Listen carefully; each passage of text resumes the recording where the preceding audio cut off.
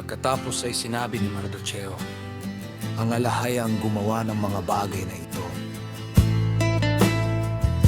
sapagkat naaalala ko ang panakibik na nakita ko tungkol sa mga bagay na ito, at walang nabigo rito. Ang maliit na bukal na naging ilog, at nagkaroon ng liwanag, at ng araw, at ng maraming tubig. Ang ilog na ito si Esther, na pinakasalan ng hari at ginawang reyna. At ang dalawang dragon ay ako at si Ama.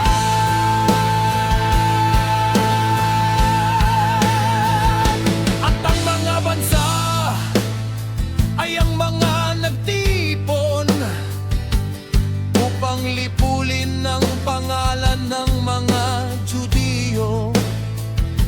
At ang aking bansa ay ang Israel na ito, na sumigaw sa alaya at naligtas, sapagkat iniligtas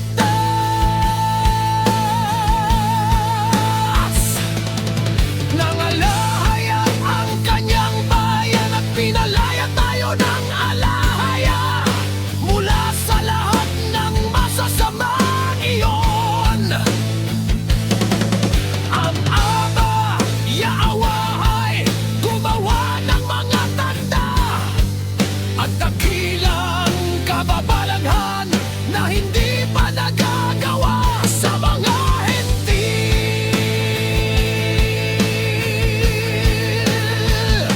Kaya't gumawa siya ng dalawang kapalaran,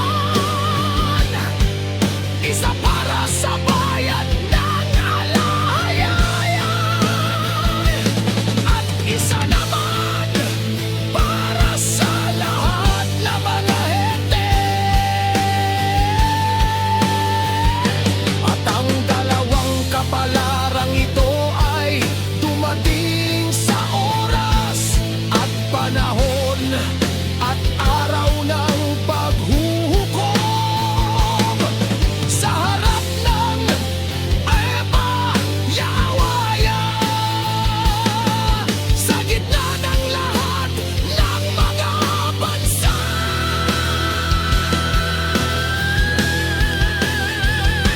Kaya't inalala ng alahaya ang kanyang mga tao, at pinawalang sala ang kanyang mga.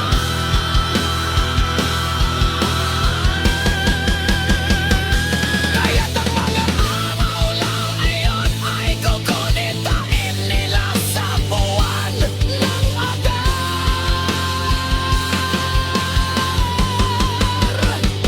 sa ikalabing-apat at ikalabing-limang araw ng buwan iyon, na may pagpupulong kagalakan